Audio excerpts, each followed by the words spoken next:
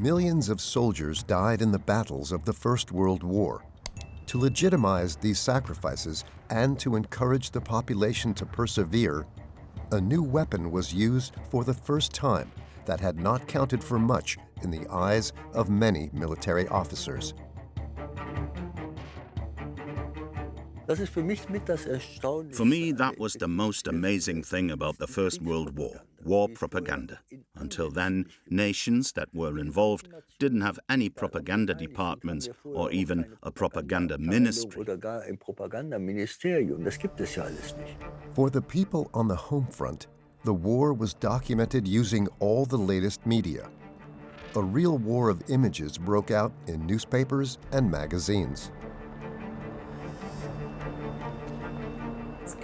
There was a great fascination for war photography. And of course, these newspapers and magazines received a lot of publicity. It was the only way for the general public to see images of war. And suddenly, this exclusive middle-class medium became a mass medium. However, opinions differed widely on how this war of images should be waged. While the German Empire still hesitated, the Allies relied on brutal images of the enemy and atrocity propaganda right from the start. War reporting has always focused on the atrocities, and they are also the point when war reporting becomes important, in the initiation phase of wars and in the escalation phase. These atrocities are something like the, yes, I would say, like the fillet of war reporting.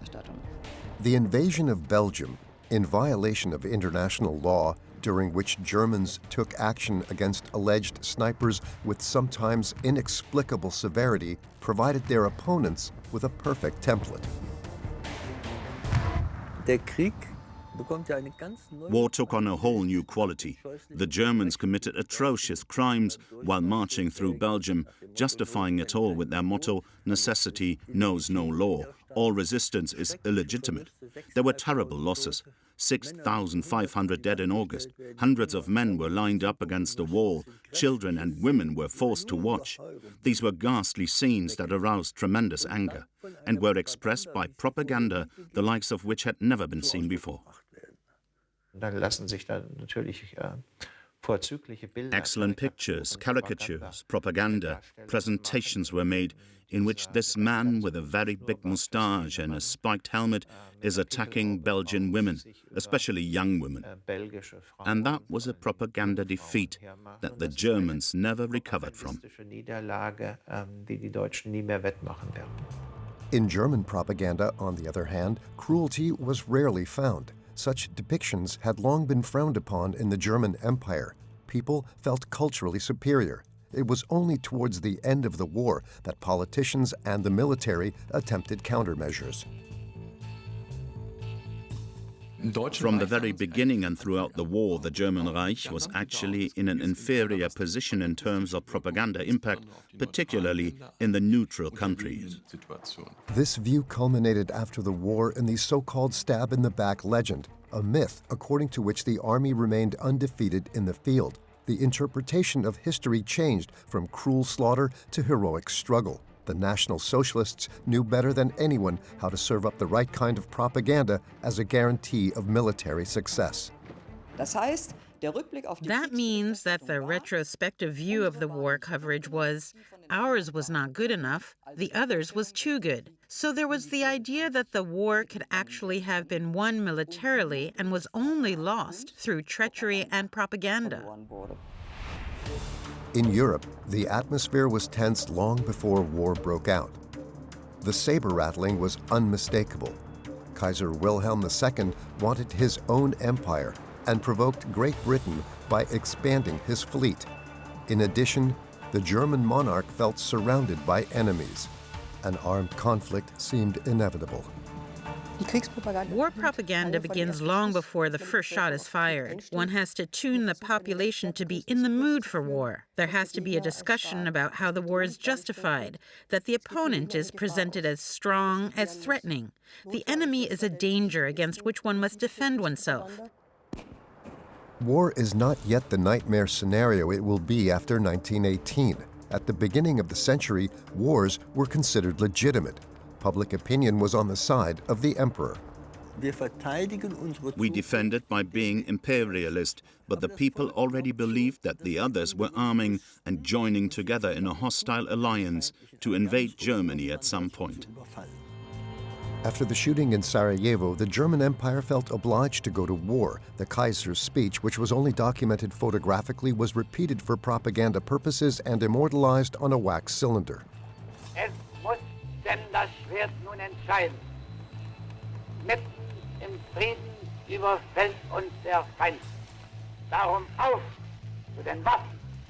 Wir werden diesen Kampf bestehen, auch gegen eine Welt von Feinden. There was no attack, but the emperor's words met the expectations of the masses. When wars begin, each side tries to present itself as the one being attacked. We act in self-defense, and the other is the aggressor. It's clear that when two parties fight with each other, they cannot both act in self-defense. Otherwise, we would not have a war. And here, of course, lies are used to help with the justification.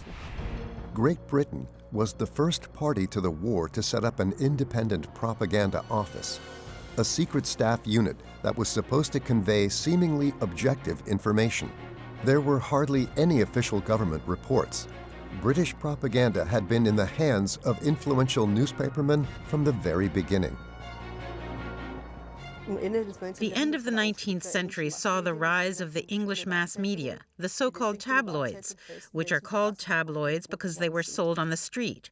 And so you see these press barons like Beaverbrook or Lord Northcliffe, who had big media empires.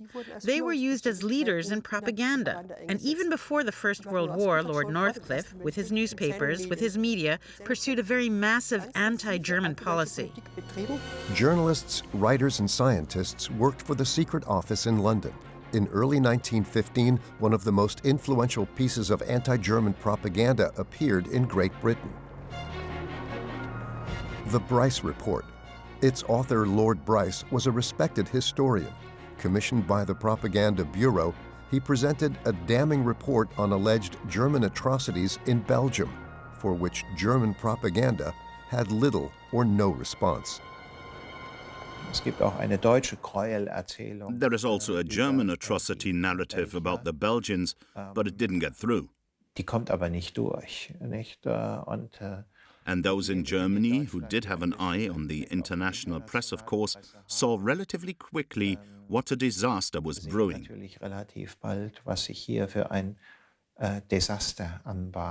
The Allies might have got through it even better if they hadn't overdone it.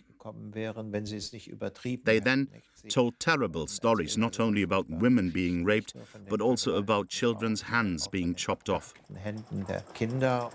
The Bryce Report is based largely on unverifiable stories and alleged witness interviews, but it had a major impact, especially in neutral countries such as the United States. Rumor mills always thrived in wartime. There were incredible news stories, and very few of it was in the newspapers.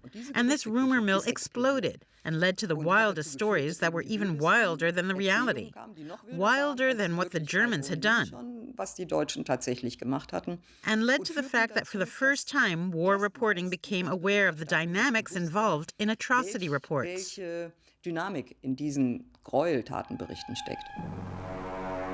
The cliché of the woman-abusing and child-murdering Hun offered German opponents of the war many opportunities to inflame the mood among their own population.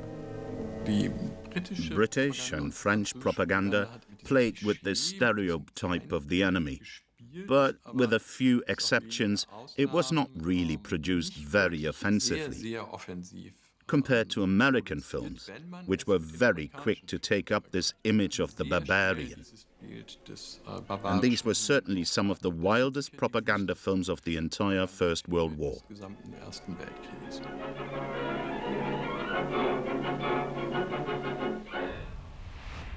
The Hun cliché was brought into play by Kaiser Wilhelm II himself several years earlier, when Allied propaganda was looking for stereotypes to mobilize its own population for the war. A controversial speech by the monarch from 1900 provided the appropriate image. Wilhelm II. Wilhelm II saw off the troops heading to China in the Boxer Rebellion and said, "You must fight like the Huns did under King Etzel." That is the formula. No pardon will be given. The Secretary of State for Outer Bülow, who stood next to him, was horrified when he heard that, because of course that can't be said in public, because it's against international law, and the monarch isn't allowed to say such a thing. While the speech was still in progress, the journalists present were obliged to print a toned-down version in which the word Hun no longer appeared, but it was to no avail. The editors scoffed and laughed because they had already heard it over the telegraph. The emperor had raged against the Chinese. That was terrible and had insane consequences. There was a heated debate in the Reichstag. The emperor often failed to adhere to the agreed-on speech. However, no one could have imagined at the time that the Hun would become such a prolific and long-lived propaganda figure. With the introduction of new communications technologies, war reporting also gained in importance. Publishers quickly realized that reports from the front increased circulation. The military lost its monopoly on information because now the major daily newspapers were sending out civilian war correspondents. In cases where one's own country was at war, the reports from the fronts are existential because people need to know something, no matter how good or bad it is. But you have to, and you really want to know something about how your family and friends are doing at the front, and how the war is going, and whether it will be over soon. Mostly, people at home want it to be over as soon as possible, and in that respect, war reporting is extremely important. The need for information increased the longer the war lasted. In addition to the reporters' stories, newspapers could now also print pictures, but by today's standards, the new media was anything but up to date. At the beginning, we didn't pay much attention to topicality, but the images had to fit the theme. Existing pictures were used. So throughout August 1914, material from the pre-war period was still being used because there was no current material or very little current material available. From the outset, the relationship between the media and the military was a difficult one. Civilians were not provided for in the military system. Reporters leaking secrets to the enemy had long been a top concern for commanders. The military would have liked the media people to stay away altogether. This also happened in England. War correspondents were kept away from the fronts for several months, almost an entire year, completely, because the British military commander-in-chief said, "They're only making mischief, and they're a bother, and we don't need them." The German military, on the other hand, had plans to include reporters from the outset. The reporters had to be accredited and were integrated into the military structures. The officers chose what they got to see. Everyone formed pools, as one would say today, and the journalists were then occasionally taken near the front. But realistically, no one really got to the front. Just like today, the journalists themselves became the object of propaganda. That's how you have to see it. These pools and this way of dealing with the war correspondents served to ensure that they themselves only saw a very carefully curated reality. Military requirements were not the only reason why images of war often showed so little of the real horror.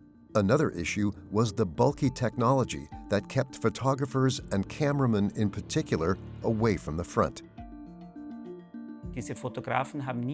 Photographers didn't work with very small digital equipment like today, nor with rolls of film, but with glass plates. They had heavy equipment made of wood. They usually worked with a tripod. That is, they had to carry 15 to 20 kilos of weight. That meant it was heavy work. From the very beginning, there was a huge discrepancy between the reality of war and how it was portrayed, especially in the German Empire. What people got to see of the war was manipulated reality. A very important reason was censorship. They wanted to show pictures that depicted a chivalrous battle on one side to put them in the picture, although that was not the case at all. It was a brutal, machine-like war. It was a war of position that claimed tens of thousands, hundreds of thousands of victims. But in pictures, the war appeared as a war waged by individuals against individuals. If censorship ensured that the reports from the fronts were, I'll say it carefully, embellished, and that there were hardly any setbacks or were omitted completely, and that you also did not really know how bad the situation was for the soldiers, that they were kept in the dark about all this, then of course society's image of the war was often the wrong image. The millions of postcards sent during the war also produced a desired reality rather than the cruel reality. Even before the outbreak of the First World War, they played a crucial role as a propaganda medium. For the frontline soldiers, they were the most important connection to home. The vast majority were peasant boys, proletarians, simple people who had been torn out of civilian life and wanted to return to it as soon as possible. That's why something was done that had never existed before. The huge communication effort, hundreds of millions of letters, billions of letters that were sent back and forth. An incredibly sophisticated mail delivery system. Contacts with the home was extremely important, and the rulers, the organizers of the war, knew that. And that's why it was organized that way. One of the many millions of letter writers was Hans Cordes from Hamburg. The young gunner was also an enthusiastic photographer. He regularly sent home photos of himself and his comrades. I just took a flash shot in the trench. My comrade, Martens, had given me powder. Afterwards, we developed it. He did all the photo work here. He always developed in the evening with a red flashlight. For the first time, it was not just the professionals who produced pictures of the war. Tens of thousands of amateurs joined in on the photo front. The first small cameras made it possible, but the real war remained elusive even in their photographs. If we take a look at the years 1914 to 1918, you can see that the majority of the pictures were actually relatively unspectacular. They are group pictures, pictures where the logistics are told in the background. In other words, photography had only been able to depict, in exceptional cases, the experiences of soldiers in the trenches. Cinema, on the other hand, promised to bring the events of war closer. Moving images from the front drew the masses to the fledgling movie theaters. Just a few weeks after the outbreak of war, the first major German newsreel appeared, the Mester Week.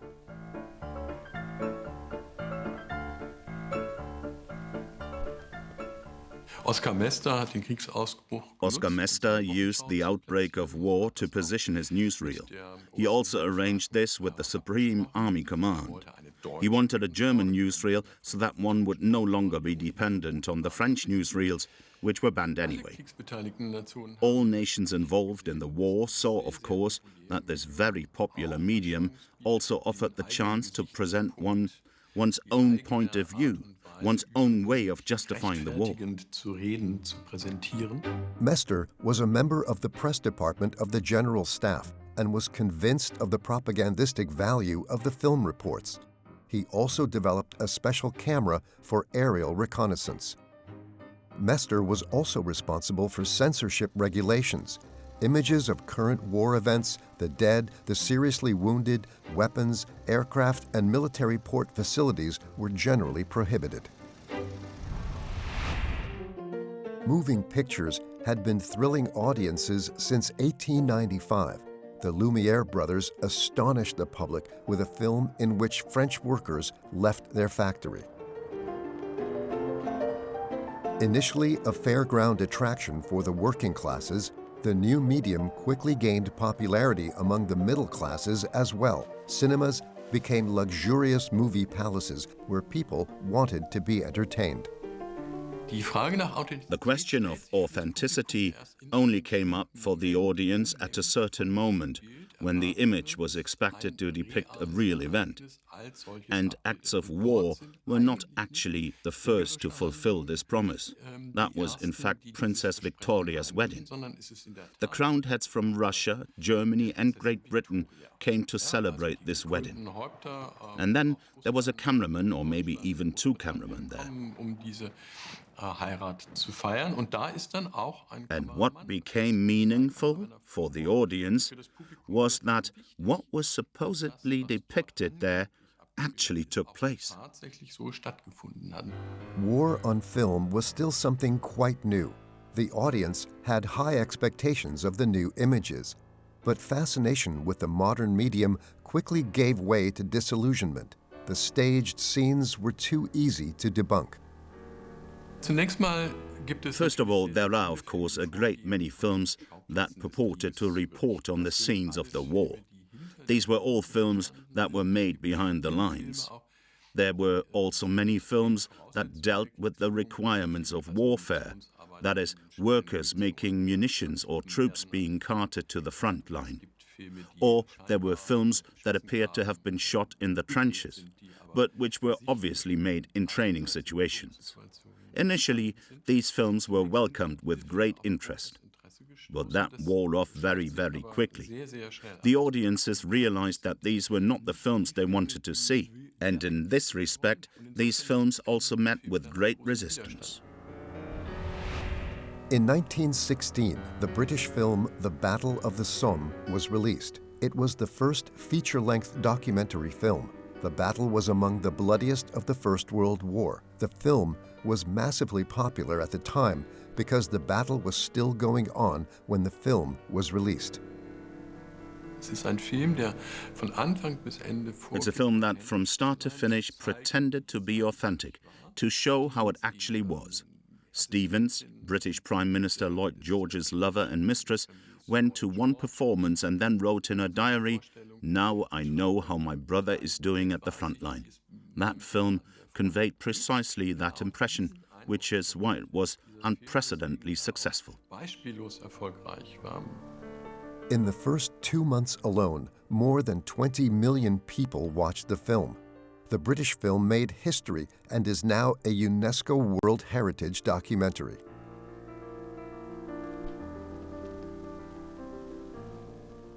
Of course, there was footage that was shot before the battle. That famous scene at the end where the soldiers wave and parade past the camera wasn't shot after the first days of the battle, but before the battle. Just as other scenes were shot on training grounds. And in particular, the very famous over-the-top sequence, which, as you can see in many details, was certainly not shot during the battle, but in advance on the training grounds in Great Britain.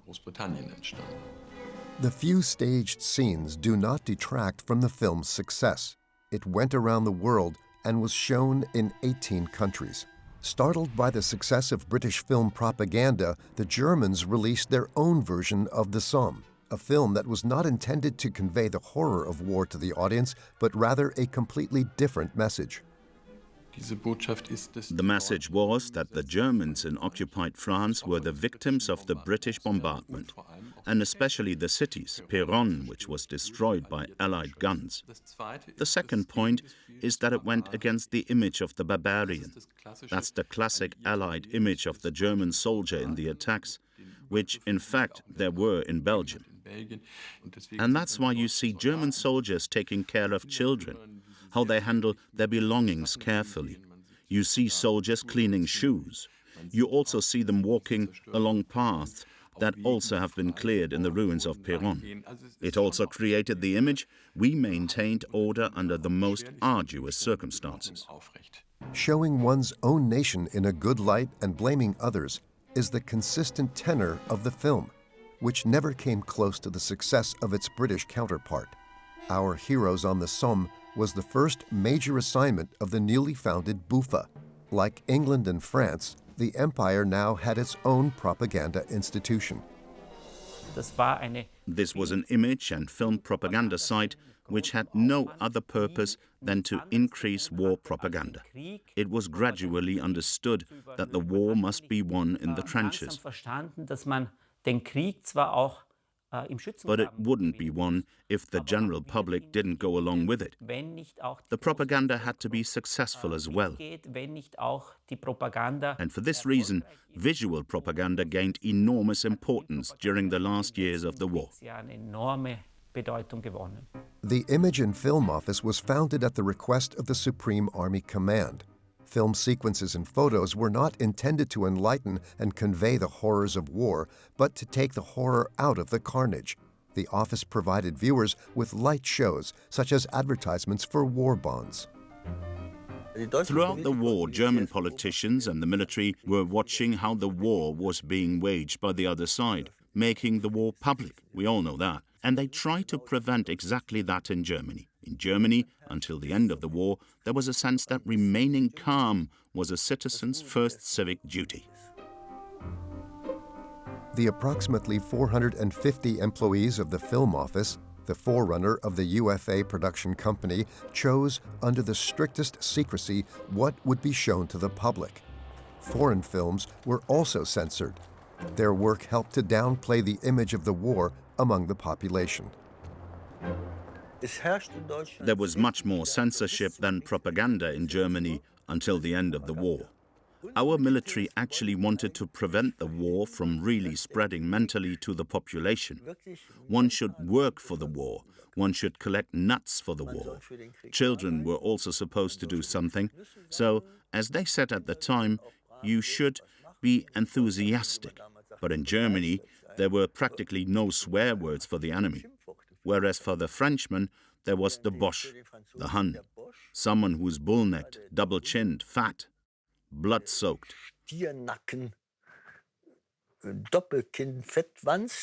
We only ever used the term Frenchman or a Brit or Russ.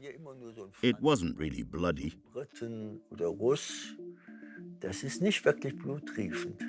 An angry, incensed people are the last thing the military and government of the empire wanted. Appeasement and conflict avoidance were the prevailing strategies. Since the 19th century, there had been a kind of taboo against manipulating one's own population on the part of the executive branch. Governments were not allowed to do that. They got into tremendous trouble with their parliaments. And that still applied to the First World War. Propaganda was something you did to the outside world.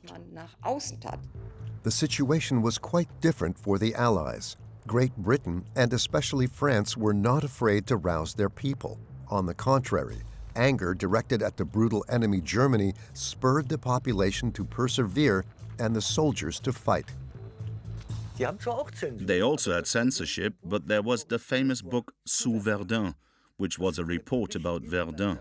It talked about how to sit there and possibly use dead comrades to repair a hole in the road because the bus had to move on. The book, with all the horrors in it, came out in 1916.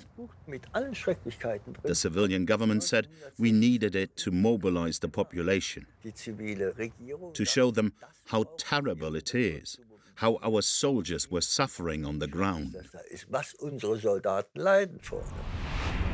In May 1915, the sinking of the American luxury liner Lusitania shocked the world. The ship was sunk by a German submarine. Almost 1,200 people were killed, including many Americans. The circumstances of the attack still gives rise to speculation to this day because of the rumor that the Lusitania might have had war material on board, contrary to international law. What is certain, however, was that the sinking became a propaganda defeat for the German Empire. For the first time, the U.S. was on the verge of entering the war. Only when German submarine attacks were suspended did the situation calm down, but the mistrust remained. 2 years later, the U.S. government was still advertising war bonds by using the memory of the Lusitania victims. The U.S. was no longer neutral. With the words, "Law is more precious than peace," U.S. President Wilson, after much hesitation, sent American troops to Europe in the spring of 1917. The turning point of the war had begun. As distanced as Wilson had been from the European war until 1917, he now resolutely provided psychological support for the troops. In order to inspire his people, who were actually war-weary, the president set up his own propaganda office based on the British model. That was the birth of propaganda under Wilson. How do I get an American population that's not really ready for war to support the war quickly? It had to happen fast. The devices used were from the standard propaganda toolbox. The German was an inhuman Hun who kills children. The American population was naturally outraged by such monsters. The new propaganda unit concentrated entirely on disseminating anti-German images as a way of protecting the American public against all hostile, evil Germans. It was headed by the journalist John Creel. Creel successfully relied on a hitherto unique propaganda medium, the 4-Minute Men. These 4-Minute Men were, of course, men and women who tried, for example, to get the public in the mood during intermissions and movie showings with short, crisp messages. The messages were presented as slogans. They were also trained by university professors. How did a short speech like that work? An army of volunteers was sent across the country, including numerous celebrities. Creel was even able to recruit the comedian Charlie Chaplin, who was already popular at the time, for appearances as a 4-Minute Man. When speaking in public, and that was also part of these jobs, these 4-Minute Men had to always immediately gauge what the mood of the audience was like. We've always had this interaction between propagandist and audience. Propaganda is not a one-way street, but has to be linked to opinions, fears, and desires. The Hun cliché had long since arrived in the U.S. The emperor was presented to Americans as a bloodthirsty monster who had unscrupulously made a deal with the devil. Another important trick, Hollywood was fully involved at the time. That is, they produced the appropriate films. Who were actually the good guys? Who were the bad guys? That was still before propaganda was a science. They used the, at the time, normal tactics from the well-known propaganda toolbox. How do you create an enemy? You can do that relatively quickly. The Feinbild production was a box office hit and ran a long time. Films with nasty Germans still sold well after the end of the war. In the early 1920s, films were still being made in the US that drew heavily on this image of the barbaric Hun. They needed that. This was a first phase in which the wounds of war were still very strong, and there was actually a clear image of the enemy. The Germans, and much more than the Germans, the Austrians were the villains. They were to blame for everything. Long lines in front of soup kitchens. In Germany, the gap between reality and the depiction of war was increasingly growing. The grueling trench warfare devoured all resources. The consequences were borne by the population at home. Skepticism about the official portrayals of everyday life was growing. People believed they could control the images here just as they did that at the front line. But that was relatively difficult because the people knew how they lived, and they knew that there was no more bread to buy and that there were no more beets. To describe the daily life of a war in the hinterland as a paradise, that was not possible. The soldiers at the front also learned of the precarious supply situation at home. They were asked not to have any more food sent from home, as it was urgently needed there. Hans Cordes worried about his parents. In terms of food, we always get quite a lot delivered, at least always sausage and about 1 egg a week. You can always buy eggs for 30 pfennigs, so don't send me any more food.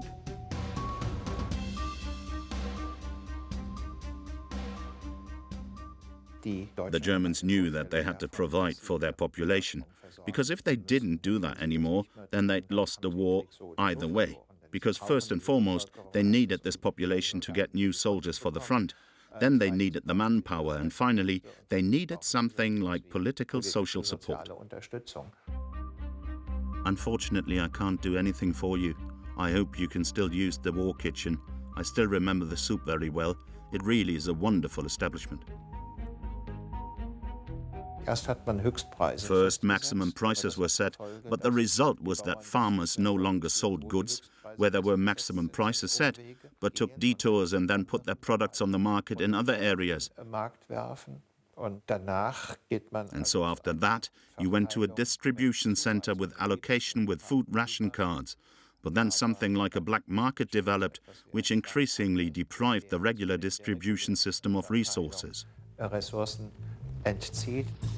Lack of success, many casualties, catastrophic living conditions at home. The propaganda agencies of the empire had hardly any arguments left to stir up the fighting spirit of the soldiers and to maintain the support of the population.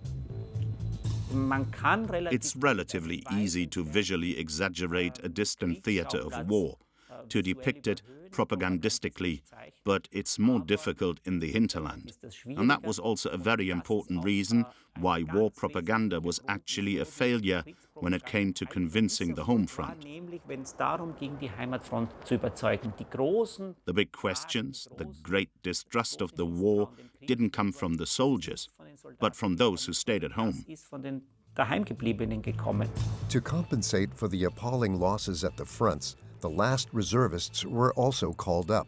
Field Marshal Hindenburg tried to save the morale with an urgent appeal. Wir haben dem übermächtigen Ansturm unserer Gegner mit Gottes Hilfe durch deutsche Kraft widerstanden, weil wir einig waren, weil jeder freudig alles gab. So muss es bleiben bis zum letzten. Nun danket alle Gott.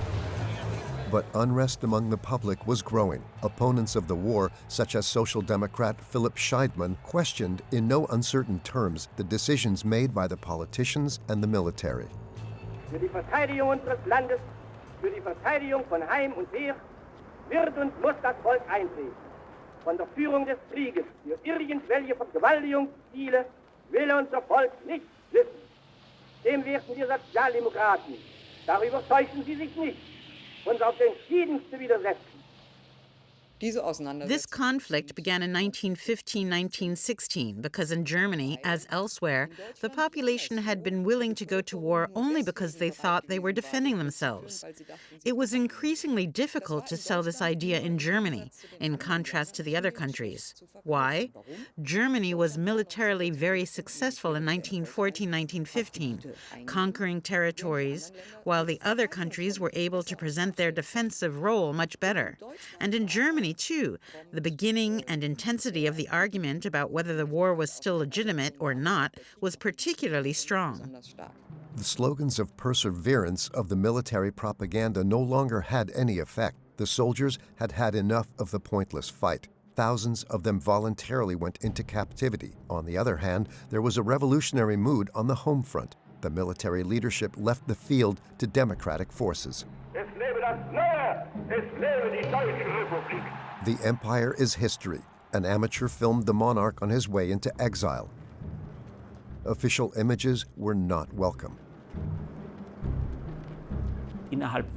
Within a few weeks, this regime, which had waged an ironclad war for 4 years, was swept away. The emperor was gone. The republic had arrived, and a new era had begun. And this was something that no one could have imagined in 1917, that such upheavals were possible in Europe. In Versailles, the Germans were blamed for the war. The former opponents demanded material reparations. The public should not expect any sympathy. The propaganda image of the bloodthirsty Hun had been deeply ingrained into the collective memory of those opposed to the war. What remained in Germany was a deeply divided society. How do you make sense of it? Up until July, August 1918, propaganda claimed that they raced from victory to victory and that no one could stand up to the German soldier. And now we had the situation that the Germans were virtually slapped in the face with the message, "That's it now." And then not only is the war over, but you are all to be blamed for all the suffering in this world. Dealing with memories of war is complicated. Poverty and hunger awaited the soldiers at home. Medals for the painful service at the front were frowned upon. Politically, the Republic was filled with unrest. It was normal in Germany that in 1919 everyone said, "We must commemorate the war and remember the heroes and the dead." And then there was a back and forth discussion in the local councils and administrations, and they couldn't agree on any plans. Then they didn't have the money, then it just withered away. And in 1928-29, when everyone started to remember the First World War again, there was another initiative. But it was completely from right wing. The myth of the stab in the back was making the rounds. Undefeated in the field, betrayed by the army, images of war now became evidence of heroic commitment to the fatherland. In den 20er Jahren kommt es zu einem In the 1920s, the immediate history of the war became nationalistic. The war, which took place only a few years ago, was reduced to a few iconic scenes. For example, this heroic fight in the trenches. This is the war machine war. This is the air war, and so on. Das ist der Luftkrieg und so weiter. War films were booming in the cinemas. The productions could hardly be distinguished from real footage, but the message was clear. The soldier is an admirable hero. Das ist zwar nicht von Fakten gedeckt. This wasn't backed up by facts, but as we know, images produce facts. Images that circulated in public constituted facts. And in the 1920s and 30s, the First World War, I would say, was actually reinvented. And it was invented in a way that we have in our heads today, but in a way that never happened. A few years later, the National Socialists learned their lessons from the alleged propaganda defeat of the German Empire. The old enemy images survived the period between the wars. The renewed hatred fell on fertile ground.